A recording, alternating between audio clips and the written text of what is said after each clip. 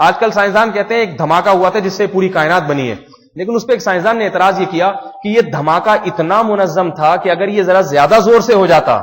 تو زمین اور آسمان، یہ جو سیاروں میں آپس میں کشش کا نظام ہے نا، یہ سیارے ایک دوسرے سے اتنا دور ہو جاتے کہ پھر یہ لامتناہی سلسلے میں جاتے رہتے، ان میں کشش کا مربوط نظام نہ ہوتا، اور دھماکے کی رفتار سیکنڈ کے کروڑویں حصے کے بقدر ذرا سی آہستہ ہو جاتی تو یہ ایک وقت کے بعد دور جانے کے بعد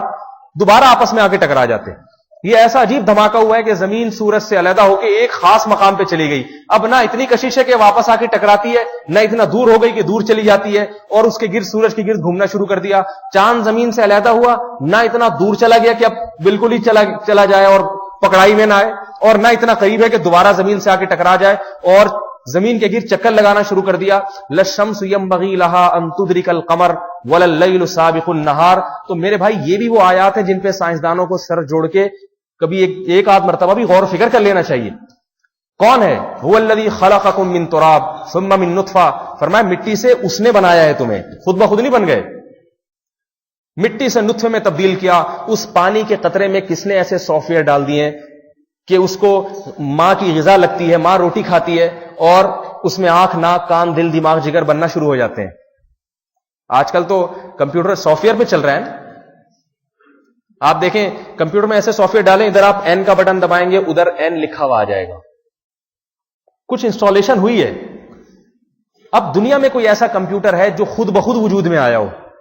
بغیر کسی انسٹالیشن کے، بغیر کسی پروگرامر کے خود ہی چل رہا ہو؟ یقیناً جس طرح کمپیوٹر میں انسٹالیشن ہوتی ہے تو وہ چلتا ہے اور مفید ثابت ہوتا ہے، بیج میں بھی اللہ نے انسٹالیشن کی ہوئی ہے۔ زمین کی صفت ہے ہر چیز کو کھا کے ختم کرنا، ہر چیز کو۔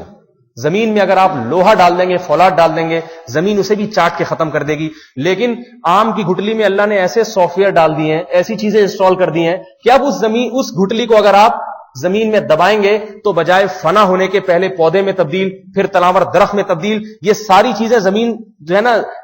یہ درخت جو ہے زمین سے کھینچے گا اور پھر اس کو انار، انگور اور آم اور مختلف شکلوں میں تبدیل کر دے گا۔ ہر بیج میں مختلف سافٹ ویئر ڈالے ہوئے اللہ تعالیٰ نے۔ تو سائنسدانوں کی عقل اس طرف کیوں نہیں آتی کہ بھائی یہ بیج بنانے والا کوئی ہے، فالق الحب والنوا، کوئی ہے بنانے والا، خود سے نہیں بنا۔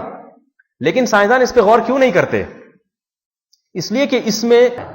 اللہ نے جانور کی خوراک خشک گھاس رکھی، اور خشک گھاس سے اللہ رب العزت ایسا چکنا اور گاڑا دودھ نکالتے ہیں ہمارے لیے۔ اگر اللہ رب العزت جانور کی خوراک بادام اور پستہ رکھ دیتے تو میرے بھائی پھر یہ دودھ ہمیں اتنی آسانی سے میسر نہ ہوتا۔ اللہ فرماتے ہیں اس خوراک کو،